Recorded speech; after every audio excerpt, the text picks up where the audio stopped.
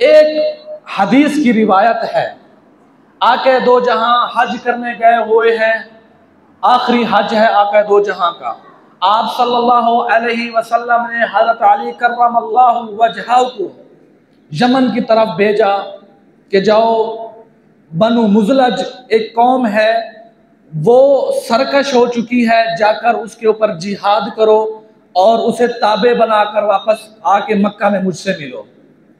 तो हज़रत अली रज़ी अल्लाह तआला अन्हु गए, बने मुज़लज पे लश्कर कशी की, जंग किया, माले गनीमत हाथ आया। माले गनीमत को 5 हिस्से किया गया, उनमें से एक हिस्सा कुरान अंदाजी की गई कि ये रसूलुल्लाह सल्लल्लाहु अलैहि वसल्लम का हिस्सा है। 4 हिस्सों को मुजाहिदीन के दरमियान तकसीम किया गया। तो सहाबे किराम लश्कर में कुछ साथ थे, उन्होंने अर्ज किया कि अली, हमें इस 5वें हिस्से में जो आप सल्लल्लाहु अलैहि वसल्लम का हिस्सा था, इनमें चादरें हैं, कुछ हमें चादरें दे, हमारी जरूरत है। हज़रत अली ने मना कर दिया कि मैं ये चादर नहीं दे सकता, ये क्योंकि आके दो जहां का हिस्सा है। हज़रत अली ने सवारी पकड़ी, तेज सवारी, कि मैं रसूलुल्लाह सल्लल्लाहु अलैहि वसल्लम के पास पहले पहुंचना चाहता हूं। अपना नैब अबू राफे को मुकर्रर किया और हज़रत अली रवाना हो गए। जब हज़रत अली रवाना हो गए, वहीं सहाबा अबू राफे के पास आ गए कि हमें ज़रूरत है, हमें ये चादर दें। अबू राफे रज़ी अल्लाह ताला अन्हु ने वो चादरें दे दी। क्या कह दो जहां मना नहीं करेंगे, हम उनसे इजाज़त ले लेंगे। जब हज़रत अली आगे गए, ये लश्कर हज़रत अली के पास पहुंचा तो हज़रत अली ने देखा कि इन्होंने 5वें हिस्से में चादरें उठा ली हैं। उन्होंने अबू राफे रज़ी अल्लाह तआला के साथ गुस्सा किया कि तुमने 5वें हिस्से से क्यों निकाल दी।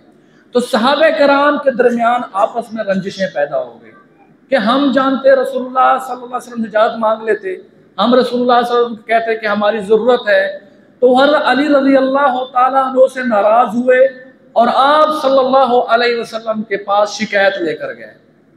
आगे दो जहां ने हज किया, जब हज से बाहर मदीना की तरफ रुख किया तो सहाबे कराम शिकायत लेकर पहुंच गए कि अली ने हमारे ऊपर सख्ती की, हमें चादरें उठाई थी हमने आपके हिस्से में से, अली ने हमें मना किया, अली का क्या हक बनता है, आप हम पे गुस्सा करें।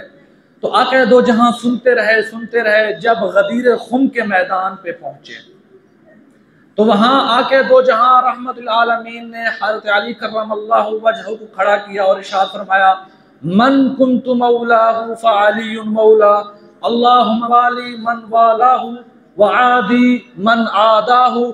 जिसका मैं दोस्त हूँ, जो मुझसे मोहब्बत करता है, जिसे मैं महबूब हूँ, वो अली को भी अपना दोस्त बनाए, वो अली को भी अपना महबूब बनाए।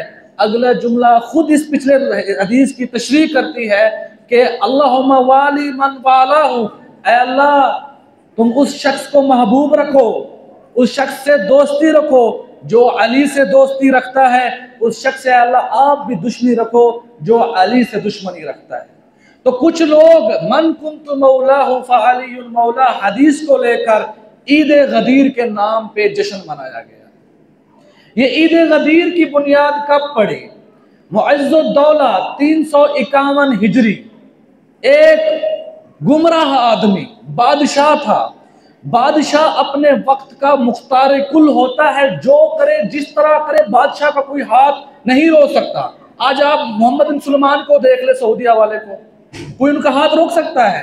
दुबई वालों को देख लें, कोई उनसे सवाल कर सकता है। और ट्रंप आया था, अपनी नौजवान बेटियों को सामने खड़ा करके बाल नंगे करवा के डांस करवा रहे थे। किसी की जुर्रत है वहां जाके उनसे सवाल कर सके? तो बादशाह ऐसे थे।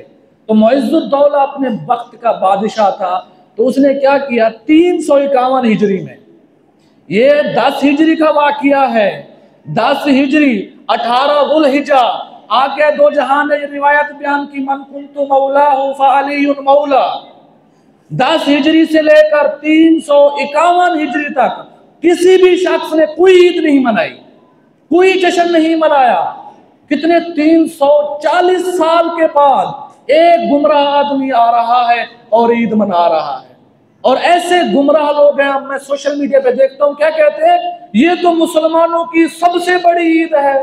भाई कहां से साबित है? मुसलमानों की 2 ईदें, ईद उल अज़हा, ईद उल फित्र, जो रसूलुल्लाह सल्लल्लाहु अलैहि वसल्लम ने सिखाई हैं, जिनके रसूलुल्लाह सल्लल्लाहु अलैहि वसल्लम ने तालीमात दी हैं, जो सहाबा कराम ने मनाई हैं। 340 साल के बाद एक गुमराह आदमी आकर कहता है कि चलो भी 18 जिलहज्जा को ईद गदीर के नाम पे जश्न मनाओ, और क्या किया करो, और सहाबा कराम को उस जश्न के अंदर नऊज़ बिल्लाह गालियां दो, उन्हें काफिर कहो। ये तब की बुनियाद पड़ी है। अब बात बनती है कि कहते हैं कि इसका मतलब है कि रसूलुल्लाह सल्लल्लाहु अलैहि वसल्लम ने हजरत अली की खिलाफत का ऐलान किया था। तो हजरत अली की खिलाफत का ऐलान इसलिए नहीं है। अगर खिलाफत का ऐलान होता तो अल्लाहुम्मा वाली मन वालाहु व आदि मन आदाहु का क्या मतलब है? क्योंकि पिछली हदीस की अगली रिवायत तशरीह कर रही है मन कुन्तु मौला, मौला का मतलब है दोस्त बनाना, क्योंकि अल्लाहुम्मा वाली मन वालाहु, कि अल्लाह पाक तुम उसे दोस्त बनाओ जो अली को दोस्त बनाए।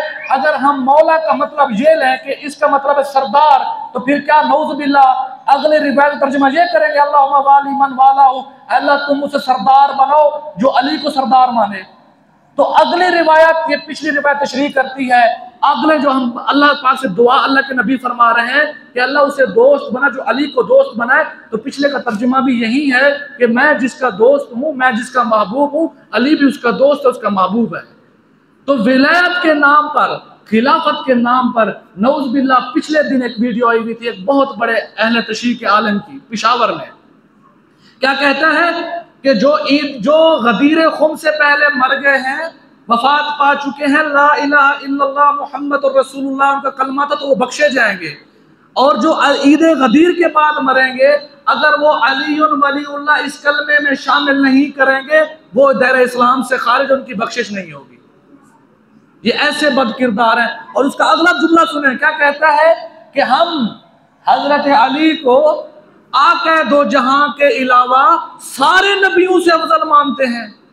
नऊज़ बिल्लाह के नबी की शान, एक नबी है और एक सहाबी है।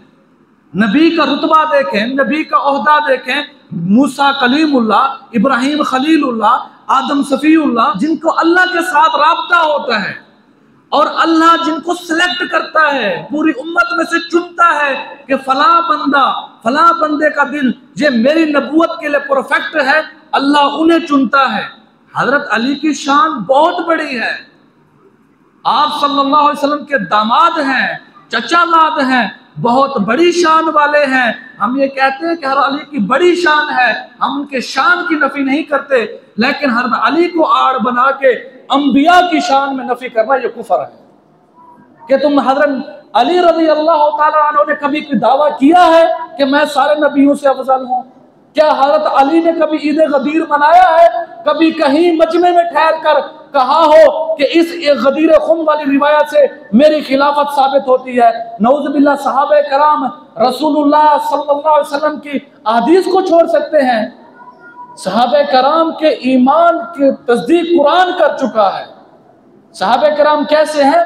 रसूलुल्लाह सल्लल्लाहु अलैहि वसल्लम जब थूक फेंकते, थूक, सहाबे कराम अपने हाथ आगे करते और उस थूक के ऊपर लड़ पड़ते थे कि मेरे हाथ पे आके थूक मुबारक लगे, मेरे हाथ पे थूक मुबारक गिरे, और अपने चेहरे पे मलते थे, अपने जिस्म पे मलते थे। आप सल्लल्लाहु अलैहि वसल्लम वुजू फरमाते तो वुजू के पानी के ऊपर भगदड़ मच जाती थी।